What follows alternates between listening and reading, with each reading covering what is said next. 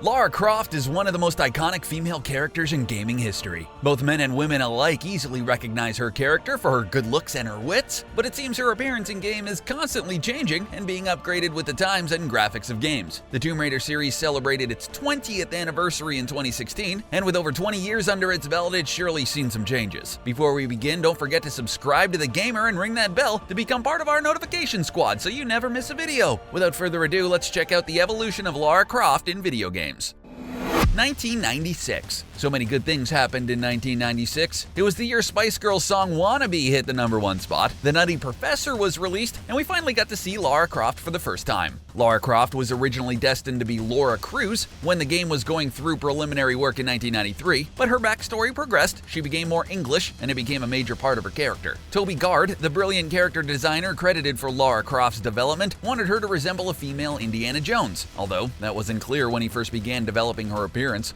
Originally, Lara was to be a cold-blooded militaristic type, but the idea to make her into a proper English lady was better received by the team. Tomb Raider is going to be a game with a choice between genders, but everyone liked Lara so much they decided to keep her and scrap the male character. Good call, fellas. It also made work for cutscenes much easier, and meant the game could come out sooner to be enjoyed by players all around the world. It was quickly obvious the promotional version of Lara Croft was much different than the in-game one. Ever heard of expectation versus reality? Yeah, well, that was basically our first taste of it. There was a lot of discussion about her bust, but if her waist wasn't so tiny, it probably would have been proportional. What we weren't anticipating was that she looked like she was pieced together in Minecraft before it was even thought about as a game.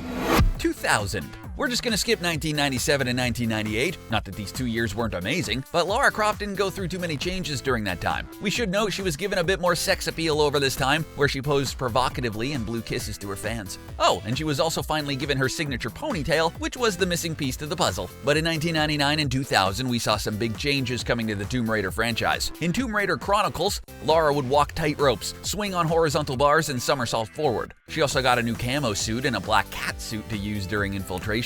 There weren't a ton of changes in Tomb Raider from 1997 to 2000. After all, the team had pushed out 5 games every year without even changing the engine originally used in 1997. What was noticeable was that the team had burned out. They gave Lara a more voluptuous body and a lower cut tank top, but Lara Croft and the Tomb Raider series needed a bit of a break.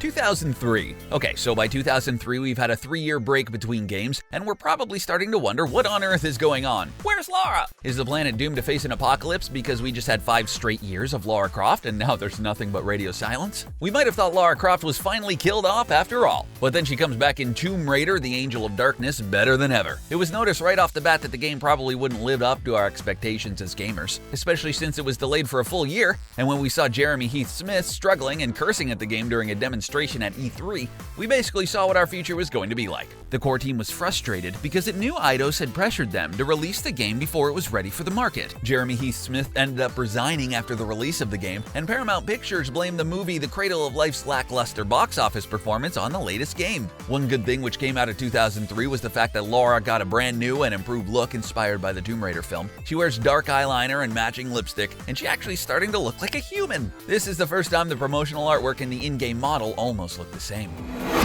2006. Tomb Raider Legend was the 7th game of the series, and it experienced another 3-year interval between a new release. A lot of changes took place for the Tomb Raider series this year. After the success of LEGO Star Wars, the video game on the GameCube, Eidos decided to port Tomb Raider to the platform, making this the first appearance for the game on a Nintendo console. Legend was also the first game of the series released for the Xbox. It seemed Tomb Raider would return to its former glory in the 21st century, while still sticking to its adventurous and free-spirited roots gamers once knew and fell in love with. Lara Croft in this version was much more detailed, and there was limited differences between the promotional Lara and the one in the game. Her hair became much more realistic and her skin took on a more natural appearance. She also replaced the tank top with a brown t-shirt, which revealed her stomach. The dark makeup edition from 2003 stuck around, and it seemed Lara Croft was back to being as great as she had always been. In actuality, she became a legend. 2007. Tomb Raider Anniversary may have been thought by some fans as a break in the series and thought designers were running out of ideas. But in fact, it was a great way to tip their hats to a very successful series. It was a way to remaster the first game of the series released 10 years ago with better graphics and an improved game engine. It also included all of the original environments from Tomb Raider. Not only did we feel all kinds of nostalgia while playing this game, but Lara was almost identical to the 21st century Lara we had come to love. They could have decided to go back to the 1996 Lara Croft, but thankfully the designers decided decided to save us that tragic fate and instead kept a 2003 version but with a better shirt. It's all about the fashion. Lara Croft was back with the blue tank, and her hair color had changed from a reddish brown to a more natural color. We knew if this could be delivered, whatever was coming next would be even bigger and better. 2008. Tomb Raider Underworld brought a lot of new changes to the series. Developers added things like the dual target feature and an upgraded inventory system. Oh, and who could forget the multi-purpose grappling hook? The new melee combat system was also a welcome feature, giving Lara the ability to battle her opponents with kicks and grapple pulls. Lara's costume saw a complete new design, where she would no longer wear the turquoise top and khaki shorts, and instead she would have on a dark brown halter top and black shorts. Her hair loses the signature braid, and she just wears it in a ponytail. The model used to capture Lara Croft's movements for the game and cutscenes was NCAA women's gymnastic champion Heidi Moneymaker. No wonder this felt like the most realistic version of Lara Croft we had seen yet.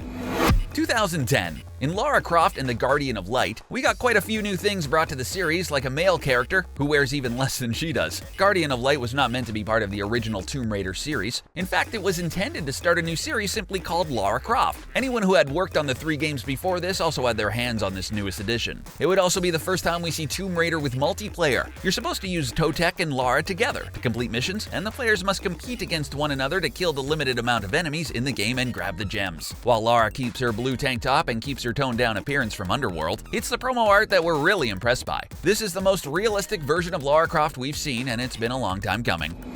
2013. Well, this is an even more realistic version of Lara Croft than we have seen. She's modeled after Megan Farquhar, and this basically became the turning point for what we would come to expect from Tomb Raider. It didn't help the trailer produced by Square Enix's CGI studio did such an amazing job. We were basically drooling by the end of it. This was a younger version of Lara, but she looked so realistic, and although she may not have matched her box art perfectly, it was close enough so we couldn't complain. Pair amazing graphics and gameplay with the fact that this game sold 1 million copies within 48 hours of release. Like a fine wine, this series seems to get better with age.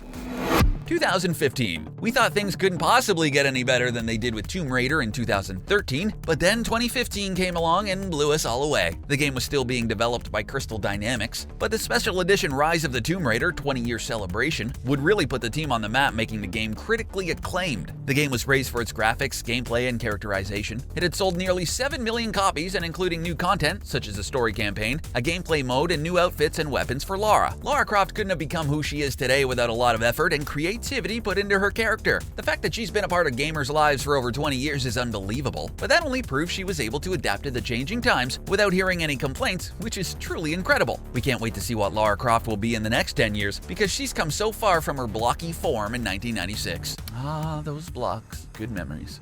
What did you think of Lara Croft and Tomb Raider's changes over the past 20 years? What do you think could have been done better? Feel free to share your ideas with us in the comments below. Thanks for watching, and join the Gamer team on our next adventure by subscribing to our channel.